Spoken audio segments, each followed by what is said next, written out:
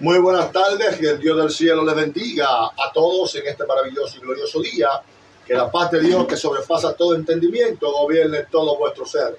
Una vez más me dirijo a ustedes con una palabra de Dios y estaremos ministrando bajo el tema la victoria sobre la cruz.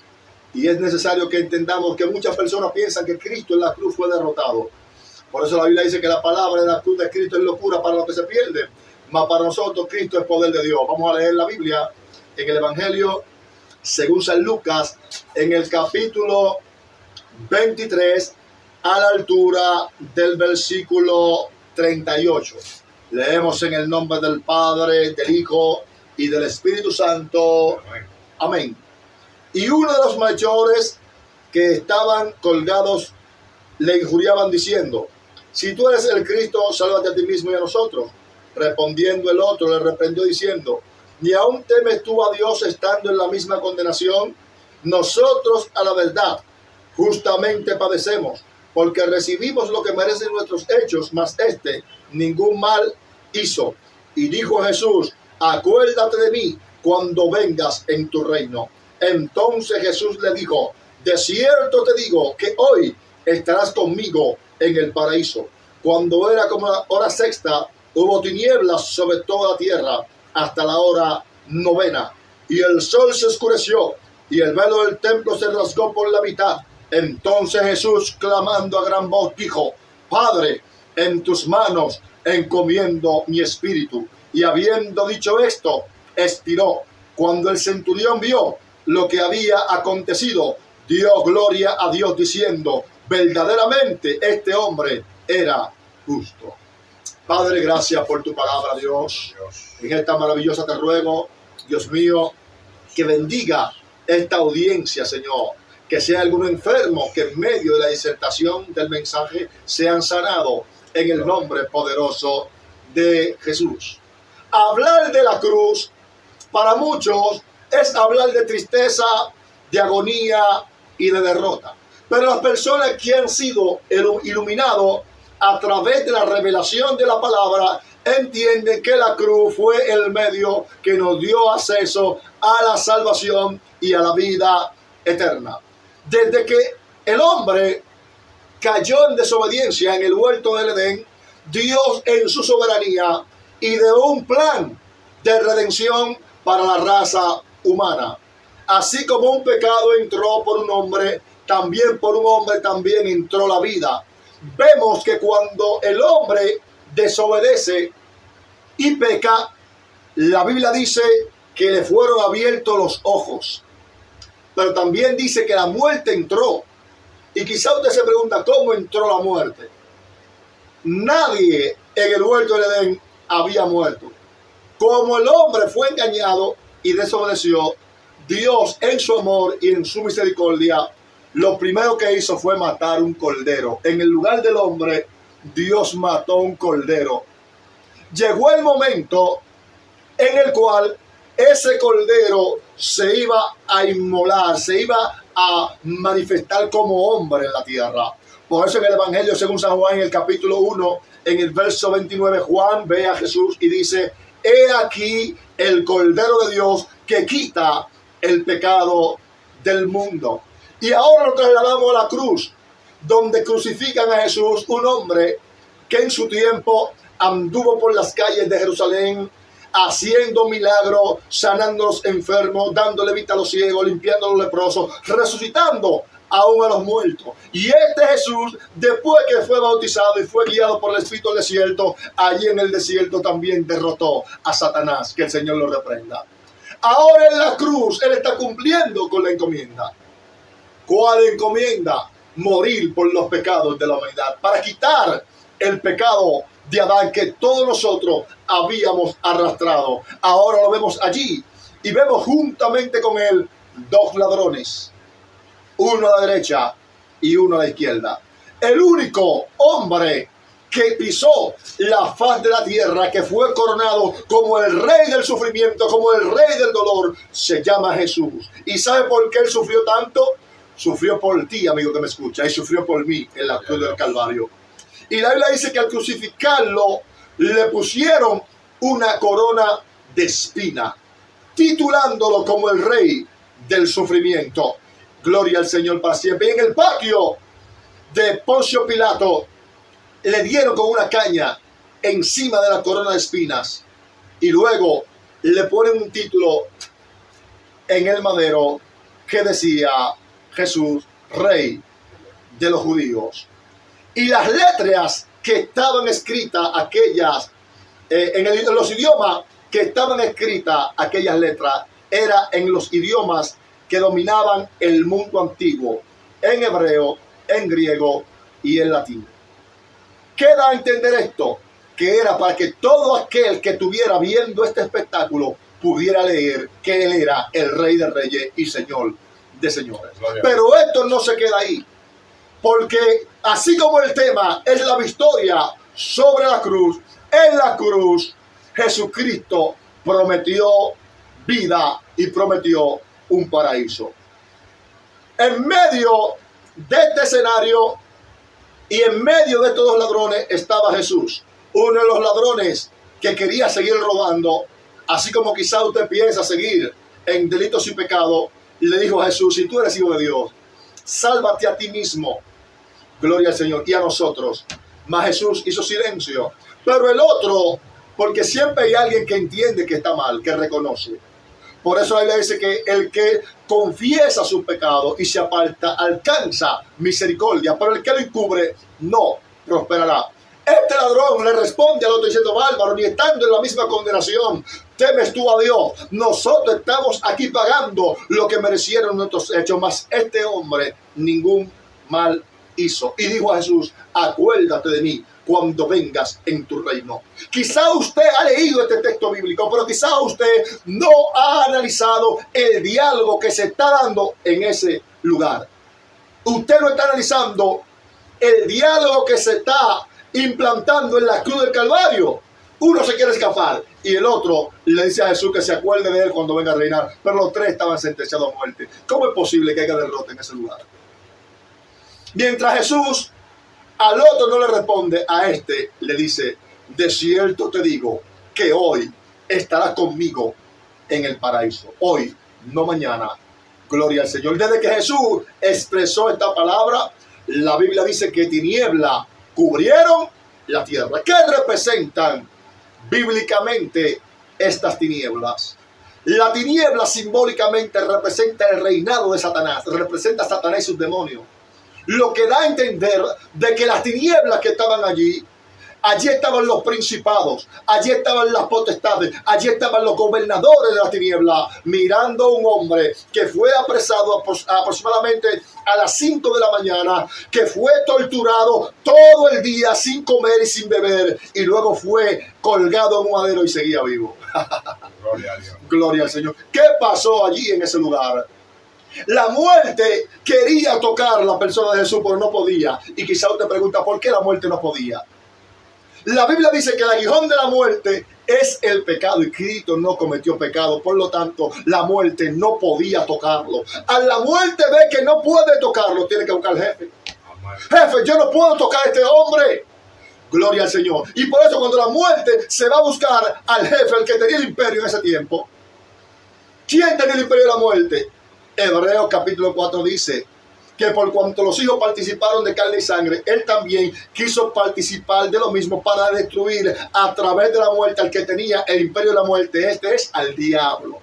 Entonces, todas esas tinieblas que registra la Biblia que cubrieron la tierra en ese día eran los huestes espirituales de maldad que estaban reunidas allí. Gloria al Señor, como dice David en el Salmo 22, cuando dice, Dios mío, ¿por qué me has desamparado? Y cuando él dice, gloria al Señor, horadaron mis manos y mis pies, porque fuertes toros de Basán me han rodeado, horadaron mis manos y mis pies, gloria al Señor, y puedo contar todos mis huesos. Está hablando de esos fuertes toros, está hablando de los principados que fueron a ver ese escenario en la cruz del Calvario. ¿Qué base bíblica, predicador, usted me da para apoyar esto. ¿Acaso creo que Colosenses no es que dice que él anuló el acta de los decretos que había contra nosotros, quitándola en medio y clavándola en la cruz del Calvario y despojando a los principados y despojando a las potestades? Los exhibió públicamente. Allí Jesús está exhibiendo la fuerza de la tiniebla para que la gente pueda entender de que este mundo está siendo influenciado por la fuerza de la tiniebla, y por eso es que usted ve tantas atrocidades que se cometen en las sociedades. Y es por eso que yo quiero enfocar y que usted entienda que la cruz no es un lugar de derrota. En la cruz Cristo a usted y a mí nos dio la victoria, porque si usted ve lo que Satanás, que el Señor lo reprenda, hizo con crucificar a Cristo en la cruz pensando que lo iba a derrotar, que lo iba a vencer, lo que hizo fue abrir los brazos de Jesús para que Él le diera un abrazo a toda la raza humana. Por eso la Biblia dice en el Evangelio según San Juan, en el capítulo 3, en el verso 14, así como Moisés levantó la serpiente en el desierto, es necesario que el Hijo del Hombre sea levantado para que todo aquel que en él cree no se pierda, mas tenga vida eterna. Bendito eres. Si usted cree que Cristo murió en la cruz del Calvario por usted, usted está cerca de la salvación. Si usted cree que Cristo murió en la cruz del Calvario por usted, usted está cerca de la salvación, pero le falta algo todavía, que más adelante se lo voy a decir. Y cuando Jesús le dijo esto, la tiniebla cubrió la tierra hasta la hora novena. Y dice que a la hora novena, que son las 3 de la tarde, el sol se oscureció. Ahora estamos hablando de un fenómeno natural. El sol se oscurece. Para que se entienda que la tiniebla no fue que se fue el sol, no. La tiniebla fue las huestes espirituales de maldad materializadas en este evento bíblico, que muchas veces lo pasamos desapercibido. Pero cuando Cristo le dice, de cierto te digo que hoy estarás conmigo en el paraíso, ese día Jesús no fue al cielo. Ese día Cristo no fue al cielo. Recuérdese que Él dijo que Él iba a durar 3 días en el vientre de la tierra.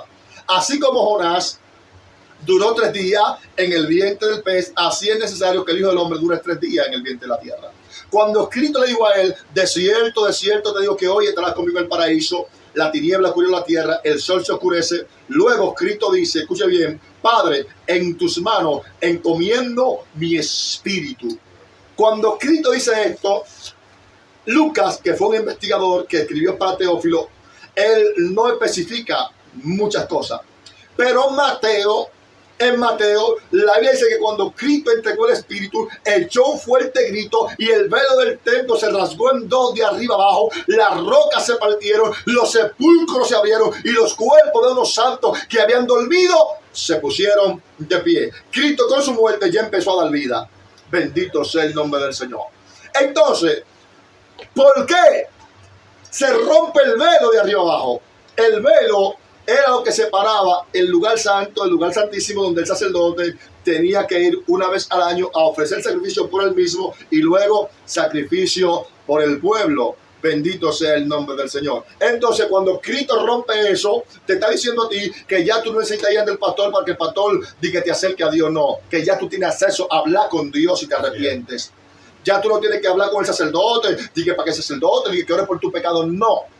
Ya todos tenemos acceso a la presencia de Dios a través del sacrificio, a través de la victoria de Cristo en la cruz del Calvario. Amén. Bendito sea el Señor. ¿Qué pasó con el ladrón? Ese mismo día, cuando las rocas se partieron, Jesucristo desciende ¿a dónde? A las partes más bajas de la tierra. ¿Pero a qué desciende Jesús a la parte más baja de la tierra? Pedro, en el libro de 1 de Pedro, creo que en el capítulo 2 o capítulo 4, capítulo 2, él dice, y por esto también ha sido anunciado el Evangelio a los muertos, para que sean juzgados en carne y vivificados en espíritu según Dios. Para que sean juzgados en carne y vivificados en espíritu según Dios. Hebreos capítulo 4 dice, por cuanto los hijos participaron de carne y sangre, él también quiso participar de lo mismo para destruir a través de la muerte al que tenía el imperio de la muerte. Este es al diablo. Cristo fue y le quitó la llave al que tenía el imperio de la muerte. Este es al diablo. Ahora el diablo no decide quién muere ni quién vive. Ahora el que da la vida se llama Jesús. Amén. El que tiene potestad sobre la vida del hombre se llama Jesús. Por eso es que el hombre tiene que ponerse a cuenta con Dios. ¿Por qué? Porque cuando usted no se pone a cuenta con Dios, usted automáticamente peca contra su propia vida, peca contra su propia alma. Bendito sea el nombre del Señor. Y es importante que entendamos que la cruz no fue una derrota. Por eso, Filipenses capítulo 2, dice la Escritura que él no estimó ser igual a Dios como cosa que aferrarse, sino que se despojó a sí mismo, tomando forma de siervo y estando en la condición de hombre, sufrió la muerte y muerte de cruz. Por lo tanto, Dios lo exaltó hasta lo sumo y le dio un nombre que es sobre todo nombre, para que en el nombre de Jesús se doble toda rodilla de los que están en los cielos, los que están en la tierra y los que están debajo de la tierra, y toda lengua confiese que Jesucristo es el Señor, para gloria de Dios Padre. Y por eso no entiendo cómo es que hay personas que todavía están pensando que Jesús fue derrotado en la cruz. No, amado.